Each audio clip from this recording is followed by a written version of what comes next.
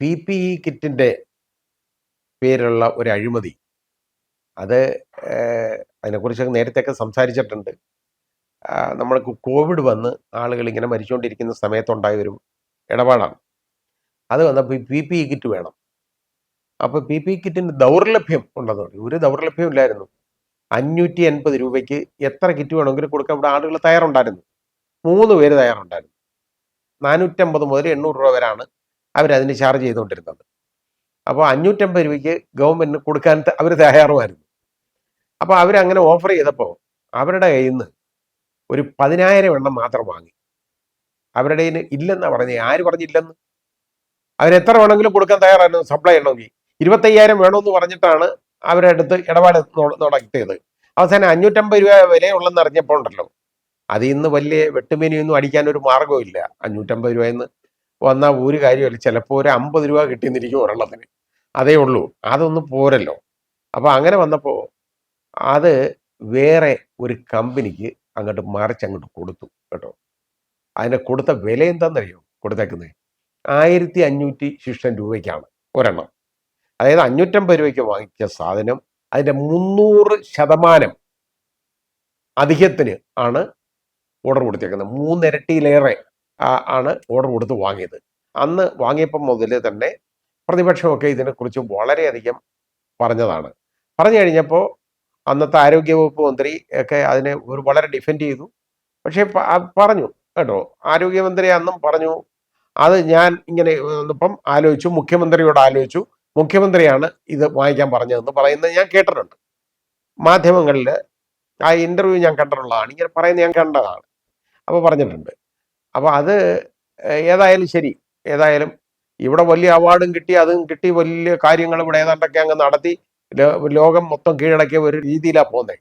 പക്ഷേ ഇവിടെ ഈ കൊള്ള നടക്കുന്നത് ജനങ്ങൾ അറിഞ്ഞില്ല. അതും ഏത് കാലത്താണെന്ന് ആലോചിച്ച് നോക്കുകയുള്ളൂ. ഈ കോവിഡ് വന്ന് പുഴുക്കളെപ്പോലെ ആളുകൾ മരിച്ചുകൊണ്ടിരിക്കുമ്പോഴാണ് ഈ പണി. കാരണം അത് അവരുടെ കീശയിൽ നിന്നുള്ള പൈസയും കൂടെ എടുത്ത് ഇതുപോലെ കൊടുക്കുക. ഈ PPE കിറ്റ് മാത്രം വാങ്ങിച്ച് ഈ പണം അധികം കൊടുത്തതിൽ മാത്രമുള്ള നഷ്ടം എന്ന് പറയുന്നത് 10.23 കോടി, അതായത് 10,23,00,000 രൂപയാണ്. അത് കണ്ടെത്തിയേക്കുന്ന പ്രതിപക്ഷമൊന്നുമല്ല. ഇപ്പോൾ ഇത് CAGയുടെ ഓഡിറ്റിൽ നിന്ന് കണ്ടെത്തിയേക്കാണ്. ഇനി വേറെ കാര്യമുണ്ട്. ഇനിയിപ്പോൾ ഈ CAG എന്ന് പറയുന്ന ആൾ ഇവിടുത്തുകാരനൊന്നും അല്ല. അയാൾ പിന്നെ വടക്കേ ഇന്ത്യക്കാരനാണ്. കേരളത്തിൻ്റെ വലിയ വിരോധമുള്ള ആളാണ്.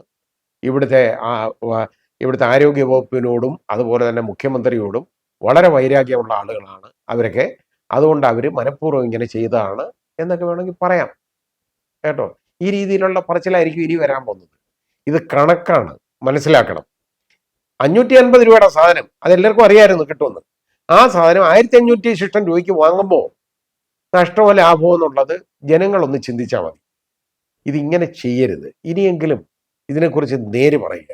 നേര് പറഞ്ഞതിന് ശേഷം ഇനി അതിനെക്കുറിച്ചുള്ള കേസൊക്കെ ലോകായുക്തയിലൊക്കെ അങ്ങ് കിടക്കുന്നെന്നാണ് പറഞ്ഞത്. അതവിടെ അങ്ങ് കിടന്നോളും, ഒരു കുഴപ്പമില്ല.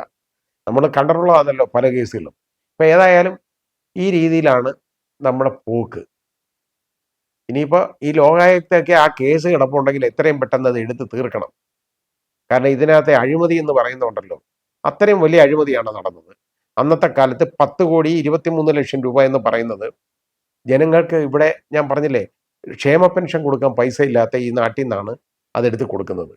അത് കൊടുക്കുമ്പോൾ അത് വാങ്ങിക്കൊണ്ടുപോയ ആളുകളെ ഇന്ന് തിരികെ പിടിക്കണം. അത്യാവശ്യമാണ്, നിർബന്ധമാണ് ആയിട്ടുള്ള കാര്യമാണ്.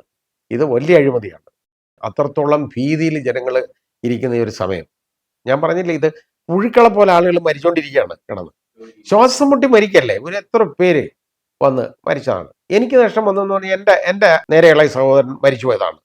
അപ്പം ഇത് ഞാൻ പറഞ്ഞത് ആ സമയത്താണ് ഇതുപോലെ ഈ PPE കിറ്റിൻ്റെ പേരിലുള്ള ഇതുപോലുള്ള കൊള്ള നടത്തിയത്. എന്തുമാത്രം കഷ്ടമാണ് ഈ ചെയ്തേക്കുന്നത്. ഇതൊക്കെയാണോ രാഷ്ട്രീയം? തിരിച്ചറിയണം.